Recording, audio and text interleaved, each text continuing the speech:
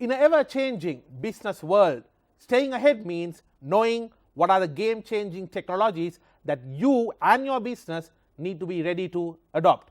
Here in Bisnomics, that's exactly what we intend to enlighten you about. Welcome to your weekend's most profitable 60 minutes. I'm Tharandu Amarasekara. When we think about the internet, well, Sri Lanka is indeed known for having adopted it towards the 1990s, and since the 2000s, the usage has been spiraling. But even globally, internet has come of age as it matured more. Today we are looking at an environment where the devices are connected to each other, machines are connected to each other, and the information sharing enables you and I to have convenient lifestyles and also to monitor our businesses better. How convenient would life be if our devices that we use on a daily basis, let's say our vehicles, the home appliances, if these were connected together and if these were easy to use via just our mobile phone, what kind of a easy lifestyle would that be? How efficient can we manage our businesses if that was the case? Am I talking science fiction, or is this the practical reality of today? Let's find out about that on today's episode of Bisnomics, dedicated to Internet of Things. And joining me for this discussion is Migara Amithodhana. Migara, welcome to Bisnomics. Hi, Tharandu. Migara, we hear this word Internet of Things very often. But what exactly is Internet of Things? And what's the scope of this technology? All yours to demystify it for us. Yes, Tharandu. As you correctly mentioned, in Sri Lanka, we adopted internet popularly in the 1990s. And we all use the internet nowadays. Can't think of a life without it. Yeah, it has become an essential service. And when we talk about the internet, when we connect few computers, we call it a network. And internet is well known as a network of networks. For sure. And when it comes to Internet of Things, it's all about connecting all the devices, not limiting to sensors, actuators, softwares, platforms, all these things connected to form one network transmitting data in order to achieve the functions we need in the business world as well as in our usual life. So this larger network with so many devices, billions of devices around the world, is known as Internet of Things. And the things connected to this network could be small as a tiny sensor or maybe a larger device like an aeroplane. Migara, you mentioned the word sensor. A recent research report I read said that by 2025 there will be let me get this right, trillion sensors, 1 trillion sensors connected to the internet. I mean, unbelievable, isn't it? Yes, indeed, because that happens. Now, if you take the cell phone we use, that cell phone itself has more than 10 to 15 sensors inbuilt. Wow. So that means each and every device that we use nowadays have more and more sensors. That's why although we have about 8 to 10 billion devices connected to the internet nowadays, the sensor count could be trillions. And this number is getting increased each and every year exponentially. So that is the trend right now, and actually sometimes with the global shortage of supplies of chips and some natural resources we need to manufacture these things, sometimes we cannot keep the pace of the development of technology, the technological evolution, with the supply of the materials we have. Now, what is coming back to my question once again, if you look at the scope of this technology, what is included in this when you say IoT? So, when we talk about IoT, it's actually an umbrella term. Now, when we talk about IoT, we have the devices, the network and the cloud. So, basically it's about electronics, the software firmware side, the communication side, the cloud computing side. So, all these technologies, how the devices connect to each other as well. Yes. So, all these technologies together, we call it as an umbrella term. We denominate it as Internet of Things. Now, in my day-to-day life, although I may not realize, I may be using certain amounts of IoT, isn't it? Yes, yes. Starting from your mobile phone to your computer, or maybe if you have any smart home devices, all those things are IoT devices. So, we are talking about the gates that open up when the vehicle is coming in close, because Definitely. the gate and the vehicle is actually communicating. Definitely. And even your security cameras, those kind of things are very popular nowadays. Correct. So all those things comes under IoT. Migara, let's talk about the numbers here. You're an expert on this side, so you are the best person to ask this. Locally and globally, how much of connected devices are we actually looking at in the world? What are the numbers we are looking at in terms of the industry value, industry growth, the amount of devices? Because sometimes you hear the word 5 billion, 50 billion, 100 billion. Do demystify all this for us. Yeah, I think sometimes when you look at those numbers in the internet, it could be quite misleading. But the thing you have to understand is, when we think about the connected devices, it's about 20 to 30 billion right now. 20 to 30 billion. Yes, but out of that, the what we call as Internet of Things is maybe about 10 to 12 billion. Okay. Now that number could vary, but not the number we have to consider. What we have to see is, it is much more larger than the population in the world right now. Oh wow. Because we have only about 7 billion people in the world right now. Yes. And it is predicted that this rate is increasing year by year, and will reach, definitely the Internet of Things as we know it will reach to about 50 billion by the end of 2030. And if it grows very exponentially, it may go up to 100 billion devices as well. Oh wow.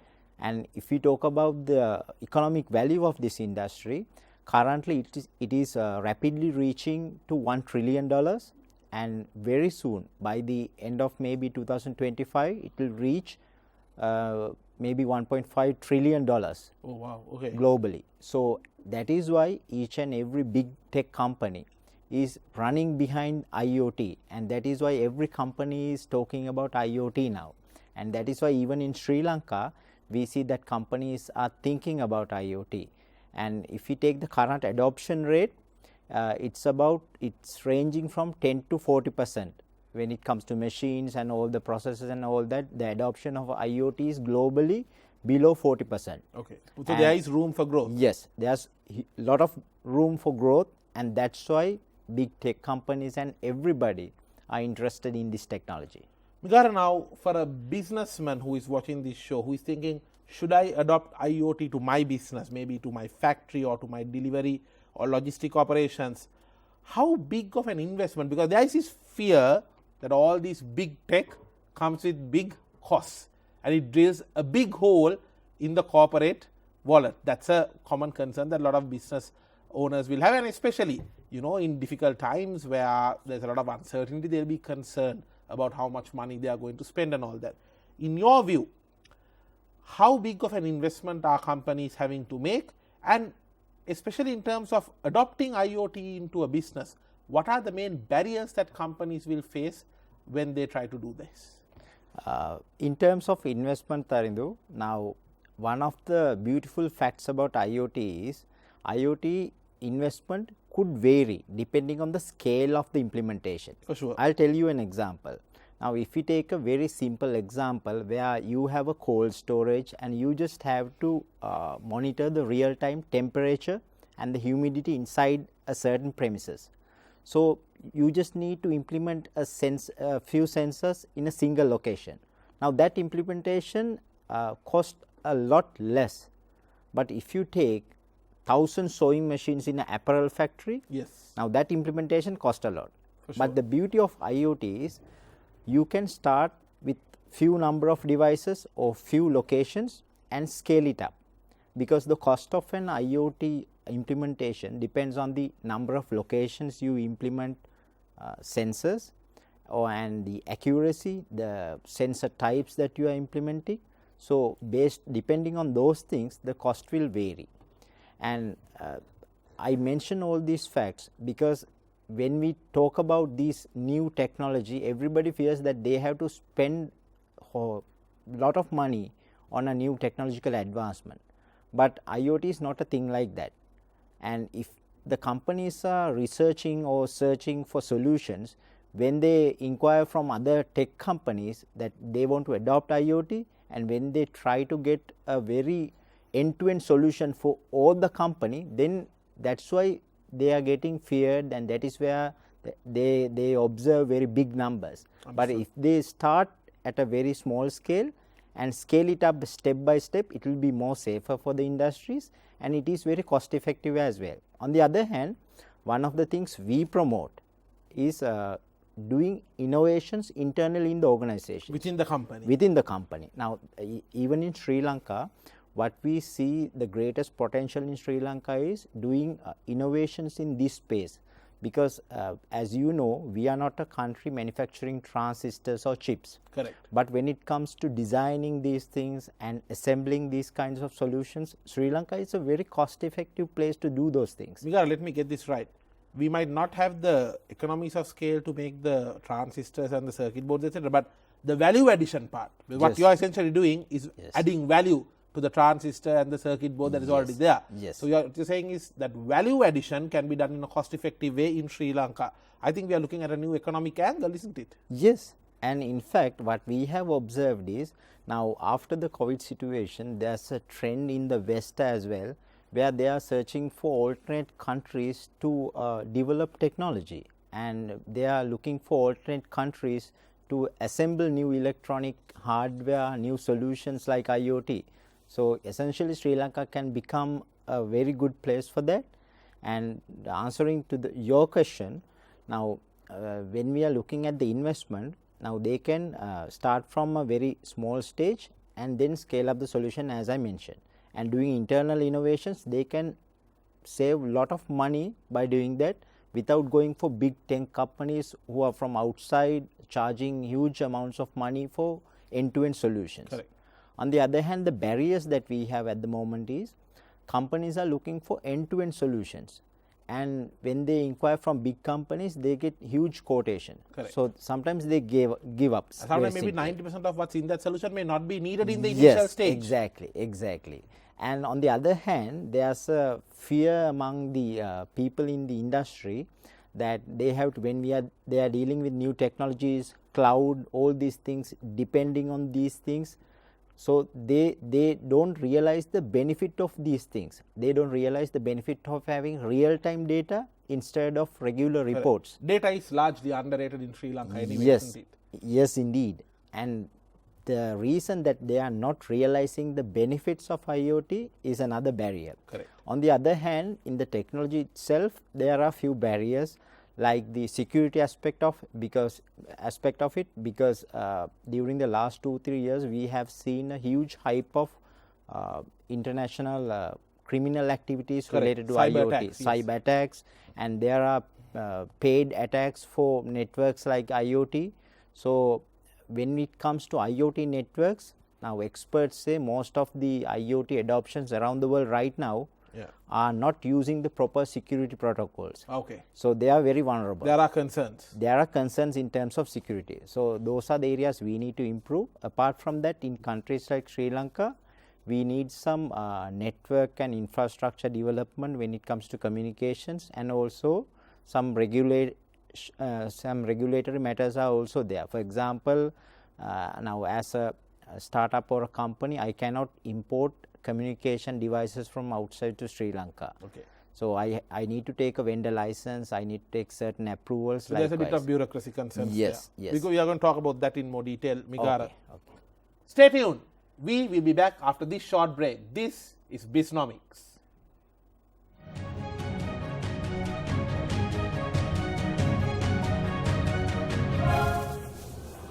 Welcome back to Bisnomics. We are in conversation with Migara Amithodhana regarding Internet of Things and how this technology can transform your business today. Migara, now a lot of people are keen to know how Internet of Things is really going to be transforming some of the sectors. So I thought in the little time we have, let's refer to a few sectors and see how it's really going to change. Starting with healthcare. Today everyone is concerned about this sector. How is IoT going to transform the healthcare sector? Good question, because now that is one of the growing demands in the industry because of the pandemic situation we had during the last year. And Migara, I want to also add here, about 10-15 years ago, when this IoT was not a very popular jargon, we used to see various tech advertisements showing in the future how doctors will monitor health levels while you are at home, etc. But today it's becoming a reality. Yes, indeed. Because of COVID, we had to go there. So if I tell you an example, now patient monitoring, doing that remotely was a luxury some time back, but because of the COVID situation, we need to protect the healthcare workers, and just going to a COVID patient just to examine some parameters was not a thing that we could afford. So because of that, the remote patient monitoring became very popular around the world. So basically what happens is we can attach few sensors, few devices to monitor the vital parameters of the patient and remotely monitor that. This remotely monitoring part directly applies to healthcare and the other sectors as well as a very popular application of IoT. Apart from that, now apart from the patient monitoring part, the healthcare supply chain systems, and also very popularly it is applied in combined with other technologies like robotics. Now I think you might have seen these tele-robots where doctors in some other place are doing surgeries remotely in another country or maybe in another region. So that is also IoT? Yeah, that is also IoT. So there are a lot of applications when it comes to the medical side, and it is growing because of the situation we had very recently, and mainly it is related to the monitoring side. Apart from that, we have some robotic side applications and some automations with regard to the healthcare sector as well. So hospitals around the world are using Internet of Things to directly work with patients, and correct me if I am wrong, today we hear about certain devices which are installed in our bodies but which are connected to the internet. But yes, indeed. Does this lead to further health complications, or have they overcome that with the right safety measures? I think that is currently under research, where when we install certain transmitting devices inside the human body, what will happen. That is why we don't see any popular applications widely around the world, or maybe any proven results out of a research. And I think we might have seen some few applications in the internet, but it is not widespread around the world. Understood. That is one of the reasons it is under studying in the research phase, I guess. And when it comes to the monitoring the human body with some sensors in the attached to body, wearable electronics, the wearable sensors, those things are getting popular, because these sensors we don't necessarily have to put it inside the body. Correct. But we can wear it outside the body. Now if I tell you an example, we also had the opportunity to work with some popular apparel company, where they wanted to build a training suit for certain athletes and football players. Yes. Likewise, when they are doing the training, they measure the vital parameters of the players and see their performance, are they doing good, whether their body is adapting to the trainings. Likewise, so there are new trends like this when it comes to healthcare and sports sector as well. Very interesting. Let's get to the business side now. Now from a manufacturing or factory environment perspective, how does IoT change the game? Because there might be an investor or a businessman who's thinking, okay, sounds a good technology, but how do we integrate it into our factory operations, and in doing so, what benefits will we get? And I'm talking specifically not about maybe certain products, but mainly the production process itself. How can it be transformed with IoT? There are few areas that we can transform. Now the first area is, as I mentioned before, it's monitoring part, because IoT gives the real-time picture of your business or the process at any time. Now earlier with the processes we have, especially in the manufacturing area, now we have to rely on certain reports we run on a regular basis to see the performance, KPIs, what has happened, the downtime of the machines, efficiency of the machines. Now when it comes to monitoring this productivity and efficiency, IoT is the best solution out there to give you the real-time output. For example, now if you have a manufacturing plant, once you implement IoT sensors in your current existing machines, now you can get your output at this second right on your mobile phone. So it's all about just checking your mobile phone and see what is happening in my manufacturing plant right now. So it gives the big picture up to that level, which improves your productivity and efficiency to a greater level. So more like real-time monitoring. Real-time monitoring. So I can know if, like, out of 1,000 machines, that 700th machine is getting overheated or something. Yes. It gets monitored. Yes. Earlier, until it breaks down, you wouldn't know. Yes. So, out of that, one of the things, few things that you can do is preventive maintenance. Yes. Identifying patterns with the data you are gathering with IoT. So, then you can come up with the best solutions, best maybe even best work routines for the employees. And also much cheaper to settle the matter before it breaks down rather than waiting till the machine breaks down. Yes, indeed. And one of the big problems that we are having right now is lack of data. Correct. Lack of data in the correct format we need. With regard to the production. Yes, and IoT enable that. That is why one of the most widely used applications of IoT is called industrial IoT or IIoT. IIoT, Industrial Internet of Things. Yes, that is why it is popularly used in industries around the world. And on the other hand, it can be used for automations as well, where we control some parameters or machines using the sensor data that we gather in the machines. Understood. For example, I will tell you a research we did with Tea Research Institute in Sri Lanka.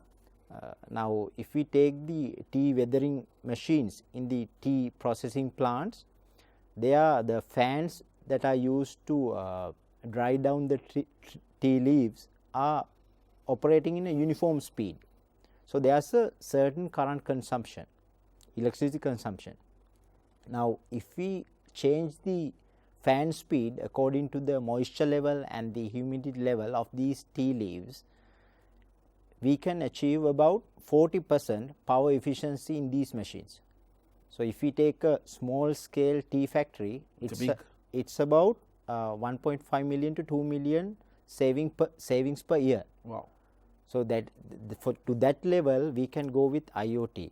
On the other hand, we can control machines using the inputs from other machines. Okay. Automatically using IoT. So, machine supervising machines. Machine supervising machines without human interaction. Wow. So, that thing also we can achieve with IoT, and because we have cloud technology also with IoT, we can achieve analyzing the data, gathering historical data, visualizing data in whatever way you want. So, those things also can be achieved with IoT. So, instead of the current factories with overcrowded supervisors that we have, a future is where you will have, no matter how big the factories, you will have one person maybe in the control room looking at all the data, but the machines are controlling everything. Yes. Migara, let me ask you about the R&D with regard to this in Sri Lanka. How strong is the research and development or maybe the startup community in Sri Lanka with regard to Internet of Things, and is it at a satisfactory level? I cannot state that it is at a satisfactory level, because we see there is a knowledge gap in the society, in the industry as well, and we can observe few startups are growing up, picking up with the technology, and when it comes to the IoT startup side in Sri Lanka, mainly there are application side startups where they develop certain applications, IoT platforms, and we see only few startups related to IoT hardware developing, assembling these things. So, that is where we also come into play. But that is also, I believe, where a lot of value additions can be done, isn't it? Yes, yes. We see Sri Lanka as a R&D hub, because as I mentioned earlier, now the other countries in the West also looking at countries where they can assemble, design new products related to technology at a cheaper rate compared to the West. Now, when we take countries like Sri Lanka, we have good, talented, innovative people. Correct. So, we can develop this kind of hardware, especially in countries like Sri Lanka, and I have brought few samples as well. Where Yes, do show us the magic. So, do share with us. So, the device I have here is a IoT node like that we developed for industries, where different machines can be directly connected to this device. Yes. Now, what we wanted to do is, now saying IoT and asking a company to buy a whole new machine, it is not going to work. Correct. It is a huge investment. So, what we are doing is, instead of buying new devices, we are installing sensors in the existing machines and gather those data into a node like this. So, this node here, this is, you can take it to your hand, no worries on that. So, this node here is basically the one that will gather all the data about the performances, am I right? Yes. Okay. So, all the sensor data is directly communicated to this device, and this device aggregate those data and communicate to the cloud. Okay. On the other hand, now if I tell about this model specifically, this is a very low power device. So, no need to wire this thing, and this thing can run up to about 1 to 2 years without any power supply from outside. Okay. So, we can develop this kind of devices in Sri Lanka, and if we try to get this equipment from outside, it costs a lot. Correct. But if we develop these things in Sri Lanka, and on the other hand, when I am saying about developing, we have to be careful about the standards in the industry. Correct. On the other hand, You must meet the global standards, yes, isn't it? and developing very robust solutions, because now even this product, developing a IoT node like this took us some time to come up with a very robust solution. I can imagine, yes. Yeah, because otherwise we cannot take these DIY projects to the industries and implement that, and when a problem comes, we cannot debug that. Understood. So, we have to go through certain design cycles and come up with very robust designs, and I think Sri Lanka is a very good place for that, and that is why we are also trying to promote this knowledge about technology in the society, where we want people to get into technology, learn about IoT, learn about robotics, electronics, these areas. But there is an economic opportunity as well in a digital era, I believe. Yes. And Migara, I can see you brought us some more magic. We are going to come to that after the break. Stay tuned. We will be back on this very interesting topic of Internet of Things after this short break. This is Bisnomics.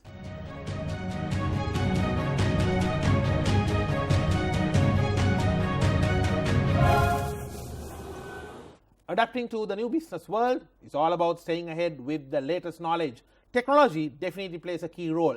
And today we have with us Migara Amithodhana speaking to us about a game-changing technology, which is Internet of Things. Migara, you showed us one of your magic before we went for the break. I believe you have a few more nice little magic tricks to share with us with regard to IoT. Explain to us what these little devices they actually do. I'm curious. So, actually now this is also a learning platform we developed to learn about new technologies like IoT, electronics, robotics. So this is a platform. Yeah. So, what happens there? What developers, what students can do with this kind of a platform is, so they can simply learn to program this to function to develop new innovations. For example, now a sensor can be directly plugged into this device, and this thing can be programmed to display that sensor data of the temperature sensor in a web-based dashboard or maybe in your mobile app. So, we are trying to share this knowledge by developing platforms like this to make this knowledge readily available to the society, to the community. So, then our future generation will be more advanced than us with the technology, and they will be ready to face the challenge in the future. Some very progressive thinking there. The key, is that the key to success in a digital era for my business? Yeah, this is also a platform like this. This is also a IoT device where this can be programmed for different applications, learn to how to develop different applications. So, So, give me an example of, let's say, for example, if I own a hotel, how can that kind of a key be useful for me? So, let's say now you want to detect when a guest comes into the room. Guest comes into the room. Yes. So, you can directly plug a motion sensor to the door, and that sensor can be connected either wirelessly or wiredly to this small platform, and this is readily connected to the internet. So, this device can be connected to the internet, and this has a transmitter, everything. Yes. So, and this thing can be programmed via internet as well. So, no need so there is a API. There is like a yes. There is like a platform using which I could actually code this. Yes, and sometimes we have gone to another level by developing visual code builders as well. Oh wow! Like drag and drop. Yes. Oh, so wow. people don't have to worry about, because we see that there's a knowledge gap in the society. Correct. Where people are too scared about this coding, electronics, and all this. Sure. So we need to ease this learning curve for everyone. So these technologies, these are, I mean, except a few components which you have to bring from out, this is made in Sri Lanka technology. Yes, yes. All these are made in Sri Lanka technology. And we have showcased these technologies in other countries as well. How has the response been? And we can proudly say that we are in par with the global standards and the global competition. Excellent. And that is why I said earlier as well, we cannot manufacture chips and transistors in Sri Lanka, but when it comes to value-added products like this, we have a huge opportunity. And we've done the mistake of not going in the path of adding value with regard to apparel and tea, at least with regard to digital solutions, we need to avoid that, and IoT gives us that opportunity. Exactly. That Migara, what if a business is thinking, okay, maybe we have a few CIOs, chief information officers, or CTOs, chief technology officers, who are watching this episode and thinking, okay, how can we integrate IoT into our business? Where do they start? I think where they have to start is by a simple application. So, they need to identify what is the most business critical thing they need real time view. So, let us say if it is manufacturing or maybe in the service industry, they have to determine what is the most critical thing they need real time view. Then they can identify what is the what are the sensors they need, what are the technologies they need to implement a solution to come up with the real picture of these parameters they need to monitor.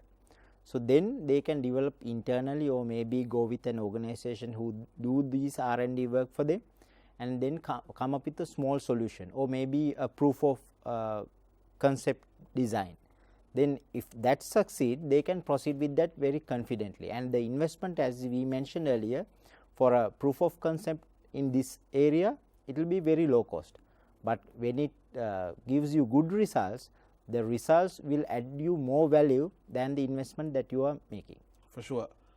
Let us talk about how IoT fits in the larger plot of Industry 4.0, because we talk about this fourth industrial revolution where the internet becomes ubiquitous and it's everywhere. It becomes a part of the day-to-day things that we actually do beyond just a device where we go and sit and come out of. Now, with this whole thing developing, we see, as you said, cloud, AI, robotics, big data, all these things are coming into play. How does, apart from being one of the game-changing technologies, how does IoT fit within this larger plot? When it comes to Industry 4.0, now IoT is one of the leading technologies apart from AI, machine learning, big data, all these things. So, IoT, where I think that IoT fits in is, now big data, AI, machine learning, all these things need data. Now, in order to come up with solutions, you need to capture the data. You need to capture data first and store it. You need historical data, and capturing it manually with human interaction have some errors and it does not come in the format you want likewise. But when it comes to automatically capturing this data with sensors and nodes like this, and especially with the developments, now we have edge computing devices where we can process some data at the end as well. So, capturing this data, communicating that to the cloud is a huge part that IoT does in this technological landscape at the moment. Migara, correct me if I am wrong, but the way I see it, you have all these tremendous technologies that has amazing potential to transform our life and business, AI, cloud computing, but is IoT what brings all of it together and makes it practically usable? Yes, IoT is the technology that binds all these technologies to the practical world, because if you talk about cloud technology, AI, all those things are related to software side, application side, but the real world applications, the production side, service sector, or maybe human to human interaction, the real world data capturing part, integrating to the real world side is done by IoT. Understood. On a final note, what is your advice to the students, the IT students, the computer science students in the universities, or maybe who are studying IT through professional qualifications? They are probably thinking, what industry or what aspect of the IT industry should I go to? And I clearly presume that this is one such area with a lot of potential, but not having the best of attention. A knowledge gap, as you said. You can take your time and give the answer for this, because I believe this is a very important thing, something maybe of national importance, to be honest. Your advice to any young IT student on the potential this field has for them and what they need to do in order to specialize in this IoT field. I'll make a correction to that statement, Tarindu. Now, if you consider only IT students, that will be a disadvantage for all, because I believe in the future all the students, no matter whether they become an engineer or a musician or a farmer, they have to deal with this technology. So, not only IT students, all the students in the education sector right now. So they need to learn about these technologies in different levels. Migara, because you said farming, I'll just interrupt you there. I saw recently on TV South African vineyards, where they grow the grapes for wine. They are using IoT connected to those the grapes to see whether it's of the right time to pluck it. Yes, exactly. Agriculture is a sector where we have tremendous amount of applications. So in order to come up with better solutions in each and every industry, we need students in every area, because if we take engineers, they don't know much about agriculture. So people who are into agriculture, if they know about technology, then they can develop much more better designs, much more better solutions for the agricultural sector. And now, it's as you said, it's a lot to do with integrating the available technology. You don't have to reinvent the wheel. Yes. So if we take the technology right now, it's not that difficult compared to old days. Understood. It's not about hard coding or developing things from the scratch. Okay. Sometimes it's all about assembling a solution Correct. according to a logic. So that logic, that innovativeness have to be developed in each and every student. So I invite actually all the students to learn about these technologies at least in the basic level, and try to innovate new things related to the areas that they are interested with technology. Correct. Maybe they are interested to music, but they can relate to technology as well and develop new innovations. I mean, if you say music, you can use IoT to check which strings they are not striking properly, or which notes are they not achieving properly, isn't it? Exactly. So we have to think about applications and innovations in each and every area related to IoT. So I highly recommend everyone to learn about this technology, read about these things, and the best part would be to try to develop something new, something you like with technology, because plenty of material available in the internet, plenty of samples you can see. So you can study about these things and try to innovate something new, which is the most important part, which we are not doing. So that is where everyone has to start, and I also, after passing that stage, I think the students have to think about developing very robust designs and the scalability of the solutions, the economics of the solutions. I think those things comes after the innovation stage. Migara, Amithodhana, thank you so much for spending your valuable time and having joined us today. Technological concepts, explaining technological concepts within a short time is not the easiest of things to do. I believe you combined your technological skills with your excellent communication skills, and you made it very clear to us, to myself and the audience, as to what this technology is about, the potential it has to offer, and I really hope that young students will take up this field and see the potential it has as a value-added segment that Sri Lanka can offer to the world, and continue to strengthen our economy in this new digital dimension. Wish you and the team good luck to keep bringing on the magic in this area. All the best to you. Thank you, Tarindu. With that, we wrap up today's episode of Bisnomics. And no matter what industry you may be in, remember, there's always room to integrate digital technology. Make the smart move, make your business stronger, and together let's strengthen the economy. I'll see you with the next episode.